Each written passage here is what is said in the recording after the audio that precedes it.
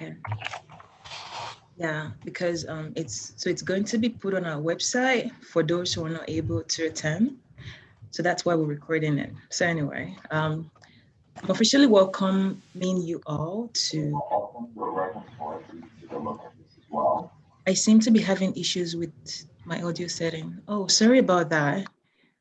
I don't know if there's anything I can actually do on this end. But can you hear me okay though?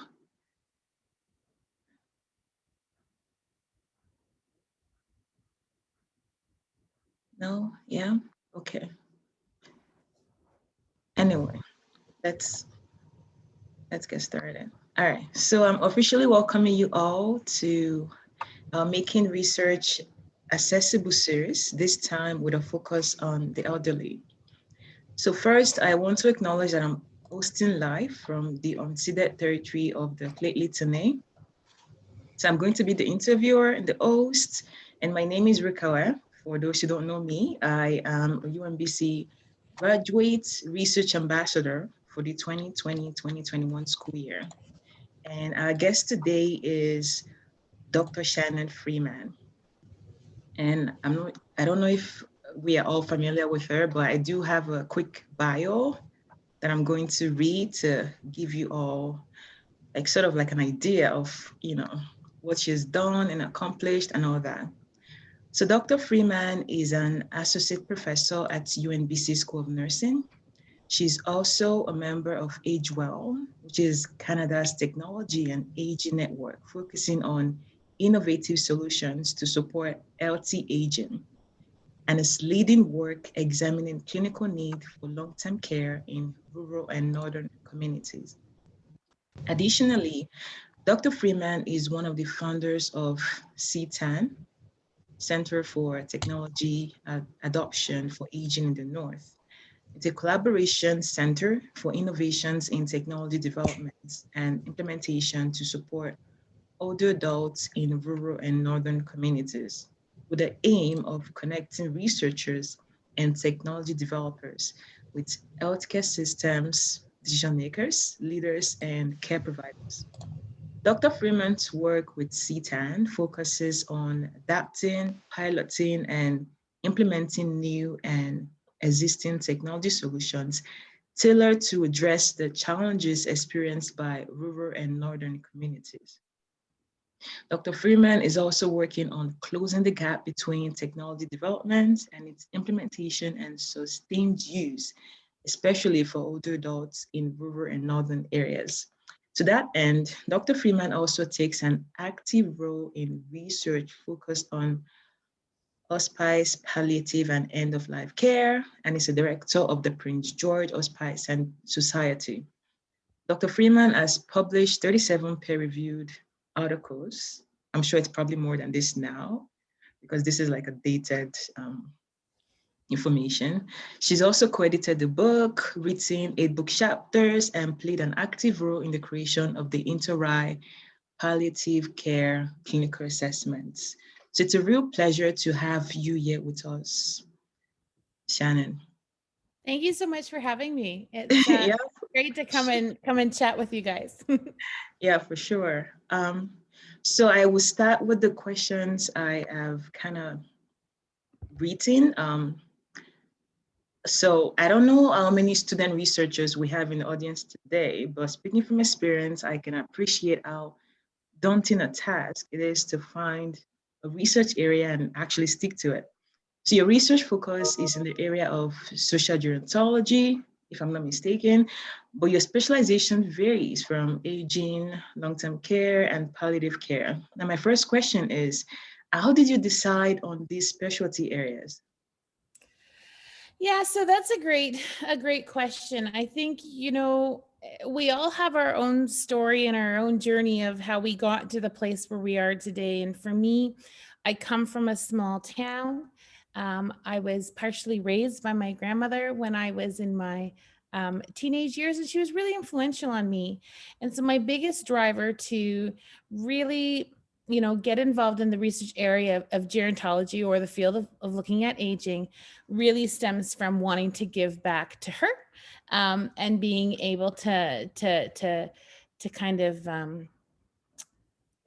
make a difference in her life and also in the lives of others. So there's a real personal story in why I'm in the field of aging. The other thing is, when I was an undergraduate student, I actually wanted to be a lawyer. That was my original research passion, was to be a lawyer for seniors. I thought that would be pretty cool. And I realized, when I did my co-op placement as an undergrad at the only law firm for seniors in Canada at that time, it was the Advocacy Center for the Elderly in Toronto. I learned that, that was not my calling. That was not where I felt I could really effectively influence change and make a difference. And I think that is what fueled me to get into research, that ability to learn new things, to make a difference, to give back to my grandmother, and also to improve things for other people who are aging. And that's very nice. I appreciate that. And so the second question from this would be, what advice do you have for students looking to do research in your area of expertise? Yeah, so I think you have to have a personal passion or interest from it, and listen to that in yourself. So if you are interested in aging and supporting older adults, then reach out and find a mentor or find a person to connect with.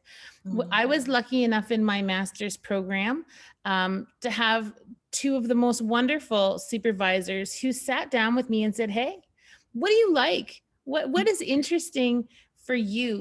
And they asked me very shockingly at the time, "What's your dream? Like what do you want to do?"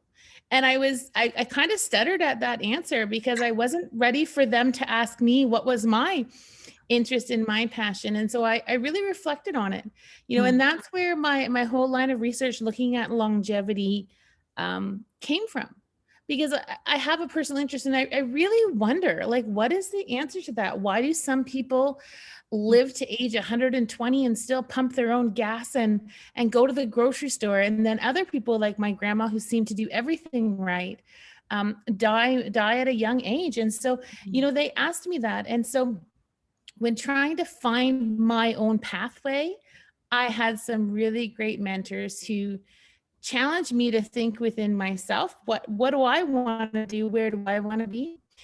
And then the other thing was that they also challenged me to say, okay, what are you interested in now, and where do you want to be in 10 years? And I use that a lot with my other students who are interested in research. Where do you want to go? And how can research get you there? And how can these projects or these experiences give you the knowledge, the skills, or the network to get you to that next step? So the other piece of advice I got was from my PhD supervisor. So I had great advice from my master's supervisors. What do you want to do? What's your dream? Here, we'll support you to go for it. And then when I got to my PhD, I had this dream and I knew where I wanted to go. And my supervisor in my first meeting was like, "I don't like that idea." And I was like, "What do you mean?" Like, I was crushed. Like, what? And he was like, "No, I think you should study this." And I was like, "No, I don't want to study that." And then he asked, and then he said it again in a different way. "I really think that you should look at this." And when he said it to me the second time, I stopped and I listened, and I'm like, okay, so if he's really encouraging me to do this, he must see something I don't see. So that second piece of advice is, when you have other mentors who are trying to guide you places, sometimes you need to stop and look at the bigger picture. And so that's where my doctoral work, I got into a lot of research in end-of-life care, connected to longevity, but very much in a different way. So when you read my bio and you noted that I do a lot of community work in hospice and palliative end-of-life care, that was research advice from my doctoral supervisor, where he had some insight I didn't have at that time. And I knew enough to listen and trust him, and trust that he saw a bigger picture for me, which I didn't see at that time. And so those are the kind of things is when you're trying to decide what you want to do and where you want to go, have your passion, know yourself, and also listen to some other mentors and really consciously think about some of the advice that they give you. That is really great advice. Because honestly, I find that, you know, we get defensive about our passion and research. Like, when someone comes to you and be like, no, do this way. You're like, no, but I wanted to do this that way. So that's really good advice. It actually kind of makes sense to me. So yeah, thank you for that. So moving on to a different um, part of your work. So I did a bit of research on CTown. I don't know if that's how you pronounce it. CTAAN. So Yep, this, CTAN, that's right. The okay. Center for Technology Adoption for Aging in Yes, the in North. the Yeah. north. Yes, and I understood it to be like an innovation hub that facilitates the assessments and implementation of new technologies for the benefit of the elderly population. So, can you do a recount on the inspiration behind the creation of CTAN? Yeah, for sure. So when I moved to Prince George, I really got connected with a lot of the health systems decision makers and people in Northern Health, as well as people working in community agencies, and really listen to what are the needs and what are the challenges associated with an aging population, a population that is aging in the North quite differently than other areas of Canada. And so I really listened to them. And one of the things we hear a lot is, the population is aging, we're going to have increased demands. And in fact, that is true. All the projections will tell you, Yeah. we are going to have a substantial number of people over the age of 65, but more importantly, over the age of 80 in the next 10 to 15 years. The 80 plus age group is growing the fastest. And so when I listen to them and their needs about how are we going to meet these demands, right now there's health staffing challenges in the north. There's not enough nurses, there's not enough healthcare workers. COVID is only going to amplify some of those health resource challenges. Yeah. And so I think, when I listen and I'm thinking as I'm being exposed to all of these needs to be identified, the key piece that kept clicking in my head was, well, but what about technology? How can we look at pairing existing resources and leveraging some of these new and innovative technologies to actually help better support persons to age and continue to age and live in rural and northern communities? And so that how can we add on, how can I as a researcher support things that are already happening, and try to help cushion some of that increased demand. And then when we look at these technologies, we people watch on the internet all the time, all the new cool things that are coming out. And when I looked at that, I really observed that there is a gap. There's a huge gap between all of these things that are being created, all of these technologies that are available, and a gap to people who are living in the North being able to access them, being able to use them, and having those technologies be effective to support them in the rural and northern context. And so that was the inspiration for CTAN. It was, how do we bridge this great divide between all of these technologies and things that are out there and connecting them to older adults, caregivers, and the health system here in the North to be able to actually use them and benefit from them. And so that was the inspiration. How do we build that bridge? And that's what we see CTAN as doing. CTAN, or the Center for Technology Adoption for Aging in the North, is funded as a national innovation hub by AgeWell, UNBC, and Northern Health. And so it's a tri-group partnership there. That's really beautiful. Like, because I know there are a lot of research on this kind of things, like research targeted to help certain populations, but actually bringing it to fruition, like seeing it out there, that's really hard. So it's really nice to see something like this. Yeah. Yeah, and I think sometimes when we think about technology and aging, technology in older adults, there's a myth there that, older adults are all adverse to using technology and they don't want to use technology. And, when I first came to Prince George and was doing some research out in McBride, we really learned that's not really the case. When we think about older adults, people who are in their 60s, 70s, 80s now, they were some of the earliest adopters of Uh-huh. technology. They were the earliest people to use a computer in the 80s, to use the fax machine, to start to use cellular phones. And so there's a myth there about older adults not using technology because they're adverse to it, when in fact one of the things we learned was one of the reasons older adults don't use technology is some of the language, and how we describe it, and the pace of technology development has evolved so quickly, it's hard to keep up. And it's hard to keep up with that language that we use to describe technology or how to use technologies. And so it's not this, they don't want to use technology, it's that it's not presented in the easiest way for them to be able to adapt to and to implement and use in their lives. Well, that's really news to me. Good to know that. All right. So say go into the next question. So if these technologies are truly made for older adults, what ways are these population groups being incorporated into the design and implementation of the product or service testing phase? I think you kind of touched on that a bit earlier, but you could expand a bit more. Yeah, and in the research world, in the past, I would say 3 to 5 years, we've had a huge shift to emphasizing co-design and engaging and involving end users in the actual development or in the research process, to create these technologies. And so, having older adults and their caregivers and people who are working in the health system, working in partnership alongside researchers from the point of directing where is the need to how do we solve the need, is quite important, and recognize the value of that is recognized. In BC, we have the BC Support Unit.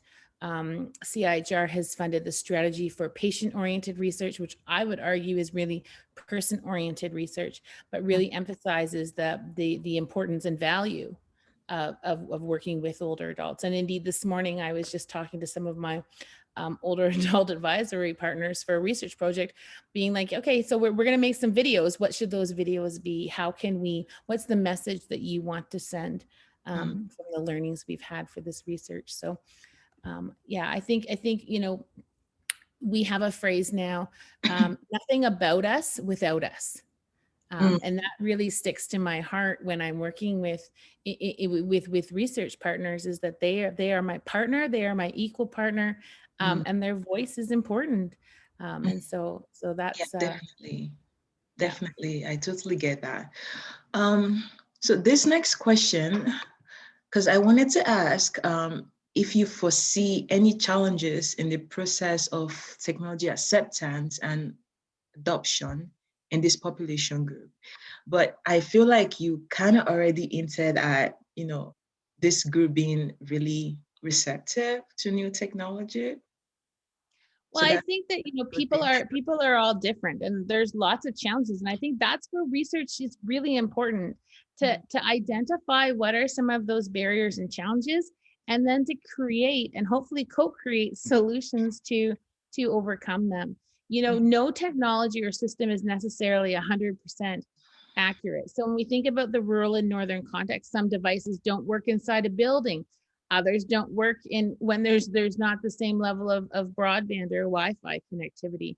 What happens when the weather is disruptive? I think we can all think about our lives, about technology challenges we have. And, when we're thinking about, caring for some of the most vulnerable kinds of older adults, and we're thinking about sensor technologies, or we're thinking about tracking technologies, there's certainly lots of unique characteristics to the rural and northern context, which are opportunities for us to think about how can we do differently, how can we do better, to make sure that the technologies are able to support the needs that they've been identified to do so, and really support that person and their independence, or support them in their making choices and autonomy, and having that positive impact on them. That's really nicely put. Really nicely put. Okay, so this next group of question relates to the inclusion of the elderly population into research. So as you know, that the elderly population, they're considered vulnerable, right? So when including members of the older adult population as research participants, the researcher rather must give due consideration to their health literacy skills, comprehension or hearing limitations, memory ability, and other cognitive processes, because these factors could pose a challenge to successfully involving them in research. So, what strategies have you employed when doing research with this population group?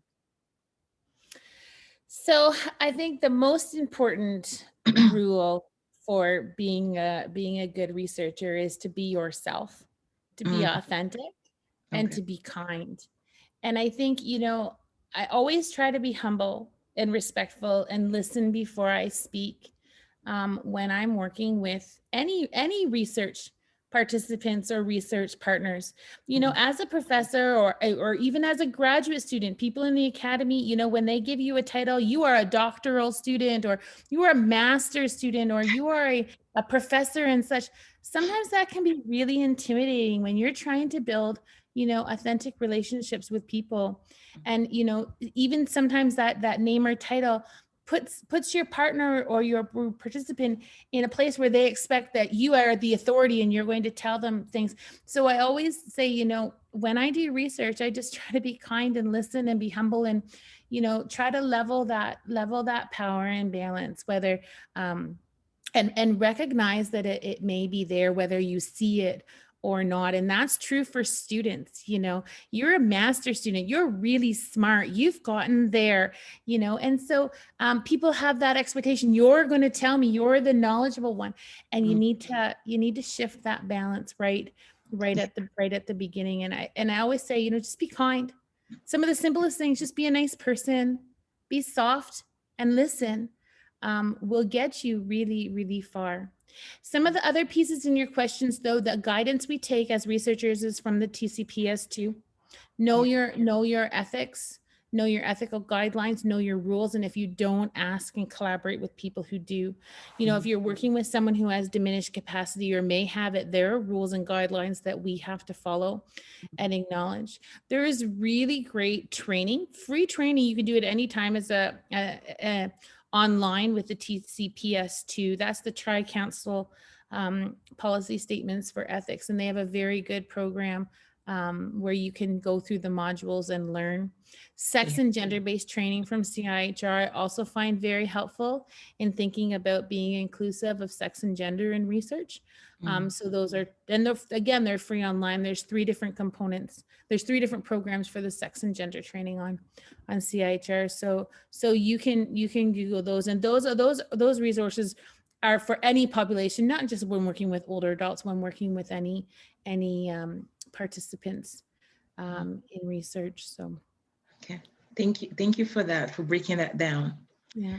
So, what would the knowledge translation effort look like with the elderly population? And what I mean is, how would results or findings from research conducted with the elderly population be disseminated back to them in a way that's meaningful and useful to them?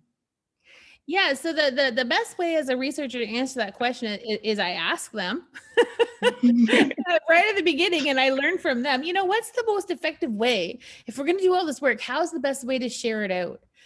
I also think about multiple strategies, right? So if you can identify all different types of groups and populations, and who do you want to share your information with, and how might it be useful for them to be able to have value in it? Thinking about that right at the beginning is really useful. Mm, In the health research area, we have 2 kinds of knowledge translation we usually talk about. So an integrated knowledge translation lens. So that's my example, where you consult your research partners and right at the beginning, and you keep them with you all through the whole research journey. mm, And so that get them to direct some of those things, giving presentations, I find infographics are really useful. One PowerPoint slide or one picture can say a lot more than any journal article to community partners, giving things in a usable format.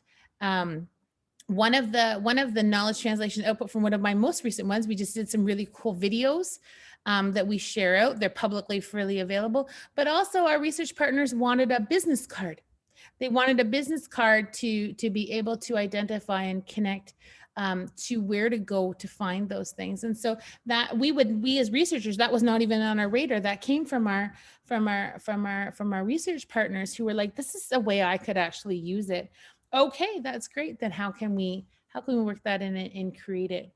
The other kind of knowledge translation, which is much more common for people who are students who are doing your degree and doing your thesis, is thinking about it more in an end of grant capacity. So you've gone and you've done all your research. Now, how at the end can you push it out? And again, I mean, some of the actual ways to push it out at the end are the same. You can think about, you know, writing a summary or a report for your research partners versus a formal journal article or a conference presentation. You know, community radio is a huge one.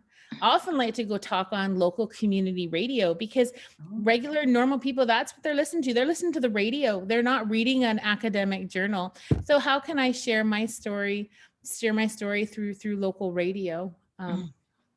I've seen students be super innovative with TikTok videos and, you know, Instagram and all of those social media platforms. I use Twitter, although I'm not the greatest at it. I have a few websites, you know, but some of those, you know, creating a viral video can be so useful. And indeed, I have a project, I've talked about it before a lot, about where students live in long-term care and have an experiential learning opportunity for that course project. What they do is they create those viral videos and to share them out, to share their story in a way that's pretty cool. So thinking creatively, I think is really, really important. And then having multiple strategies. So not just one journal article or one presentation. How can we do it a few different ways and make that information publicly and freely available to others? Wow, that's really lovely. You gave me lots of ideas. That's really lovely. So now we're gonna push this over to our audience. I know that Galen asked a question earlier, but he mentioned that you answered this question. So he was asking about. But you know what? YouTube, I'll talk directly with YouTube. I think YouTube is great. Putting up videos and sharing out things in publicly available space, I think is really, really valuable.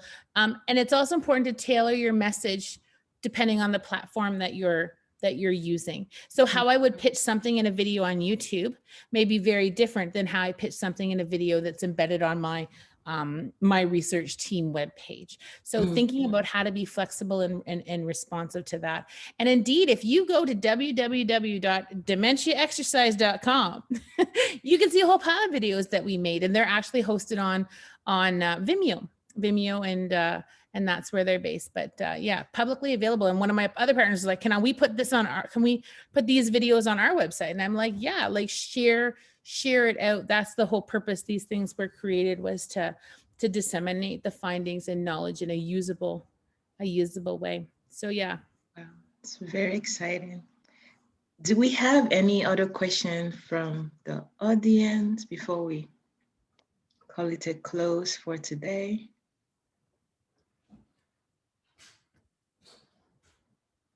Okay, in the absence of any, I want to thank you again, Dr. Shannon, for taking the time to actually come and, you know, discuss your research with us. I learned a lot, and I'm sure that those in the audience also learned some. Oh, there is a question, actually.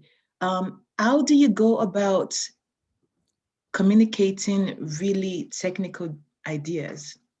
So yeah, is this the student who posed this question? Come and follow up with me. I'd love to have a chat. I do lots in, you know, heavy statistics, so machine learning, AI. We're doing some predictive modeling in looking at health systems data right now. And I have a patient-oriented research grant where I have a team of older adults who are our research partners. And my answer to you, the easiest one, is data visualization. We have a whole, right from the beginning, you know, we have a whole line of research looking at, we're going to do all these things to look at predictive modeling. Well, how can that be usable to real people? How can that be usable to our health systems decision-making partners? And so data visualization is threaded through that whole project. And what is fantastically interesting is that our patient partners, our older adult partners, are helping direct what that data visualization should look like. So I'm partnered with Piper Jackson from computer science at Thompson Rivers University and Wakar Hack from business computer science here. And we have a fantastic team to really consciously think about that from the beginning. The other thing is, what's cool about that project is we have a team wiki. So remember I mentioned earlier about developing that shared language. When we get into computer science, we get into machine learning, we get into statistics, we get into a different kind of language, and it's important that we're all speaking the same. So we've developed a team wiki page. It's popmu.ca, www.popmhu.ca. UNBC created the wiki page for it, made the wiki page, and then we've added in all the content. And our older adult patient partners also put up content, and it's become really useful to develop that shared language. What do the acronyms mean? What really is machine learning? How do we use it? Those kind of more complex things, to break it down and take the time to develop that shared language, so we're all on the same page. And so yeah, we've done a lot of work in that, and it's important. I think if we are doing research funded, by public dollars, that's funded by taxpayers' money, that it's presented back and shared back in a way that can benefit them in some way, shape, or form as well. So yeah. Oh, that's really fascinating. And Galen, I think you should take Dr. Shannon up on the offer to have a conversation. Yeah, we have lots of students and trainees involved in that work, and engaging older adults has really added such depth to that project in a way that we hadn't expected. It's the first time our team has taken that different approach to looking at modeling. So it's been a really great experience. We've learned a ton. And I guess as we're finishing up, the piece that I really want to just remind people of is the importance of good mentors. Finding somebody who can give you advice and guidance in different ways. And so as a student and moving into academia, I've had quite a wide range of really wonderful mentors who've all guided me on different aspects of research. Some in methods, some in, being a woman in the academy, some in, being a foreign student. I did my master's degree in Japan, and I had lots of great mentors on, how to learn a different system, how to acquire and function in a different language, in a different culture. So actively seeking those mentors out. All of us who are working in the university, we've gotten where we are with help from others along the way, and we are very happy and honored when students approach us to help them and help pay that forward and help guide students in different ways. So your doctoral or your master's or your thesis, undergraduate thesis project supervisor is one kind of mentor, but don't be afraid to seek out other kinds of mentors who can support you in all different aspects of to make the most of your time at UNBC as a student here. That's really great advice. Galen is asking the best way for him to contact you. Yeah, so normally I would say just pop by my office. My door is always open, and I work every day, but since we are all now working from home, send me an email and we can set up a Zoom call and chat anytime. Okay. And the other thing about email, this almost derailed my whole experience as a graduate student, was when I was trying to find my PhD supervisor and I sent an email and all my stuff and I got no answer, I was so crushed. And I thought, they don't want to talk to me. I'm not good enough, or whatever I've done. And, then I had another mentor. Remember I said many mentors, another mentor, I was telling them, I felt really bad that, they didn't even answer me. And that mentor said, you know what? Sometimes professors get hundreds of emails a day, email again. And if they don't answer you and you really want to get a hold of that professor, then send him a piece of registered mail. You're guaranteed that he will at least have to open that envelope and see what you sent. And when I did that, I got a call back, an email back from my supervisor really quick. And when I asked him about that, I said, I've been really trying to contact you. He's like, I'm so sorry. Like, I got so many emails. I didn't even see any of your emails that you sent in. So what I had interpreted as he read my email and rejected me wasn't even the case. He just had totally not even read my email. It just was in his thing. So, making sure that you email a few times and don't just give up on the first try can be really important. But I'll answer your email on the first try. I promise you that. But just as you're going through your academic career, professors sometimes miss emails. So don't be afraid to send follow-up emails and really, really try to get a hold of them, because when you do, we are very happy to connect with students. That's really good to know. I felt that way before. I sent an email and no response, and I just stopped. So I think next time I'll just send another email. Hey, did you see my last email? Kind of thing. Yeah, or find out who their admin is. A lot of your more senior professors will have an admin assistant, or they'll have a department assistant. And sometimes you can also get a hold of them through their admin assistants as well. So that was the other thing that mentor at the time had given me that advice, because I was a foreign student. I was contacting I was trying to contact my doctoral supervisor, who became my doctoral supervisor, but I was in Japan at the time. And so I was just very lucky that I got that advice in order to make that connection.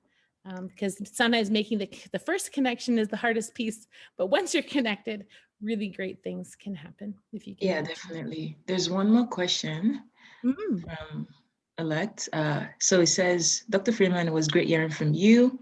And a side question, what's your view on health informatics and its relevance in your field, gerontology, in the foreseeable future? Yeah, so health informatics is huge and very, very relevant. I do a lot of partnered, community-based qualitative researcher right now, but I am trained as a quantitative researcher leveraging big data. And so I have a lot of background looking at that. And I think that, the real piece is we need to better use the information that's being collected, because massive amounts of information is collected every minute of every day. But how can we actually connect that information to inform decision making and to actually benefit the people from whom the information is being collected from and about? So I think that the field of health informatics in aging and in gerontology will only continue to grow, and also grow in recognition and value of importance over the next few years, because it is so very, very important and useful. We just have to make it more accessible. So if that's your field, that's a great one to be in. That's really good to know. It says, thank you very much. I don't know if you can see the chat. Can you see the chat? Yeah, okay, cool. I think I'm just a bit delayed, so I appreciate it. I didn't see all the questions come up. All right, cool. Anyway, thank you. Thank you guys for the questions, and thank you, Shannon, for being so gracious. We're coming to the end of our series today, and I hope you guys have a good rest of the day. We're going to be having more series, and it's going to be on our website and everything. So thank you all. Thank you so much for having me. It's my pleasure to speak to you all today. Thank you so much. Yeah, for sure. Bye. Bye.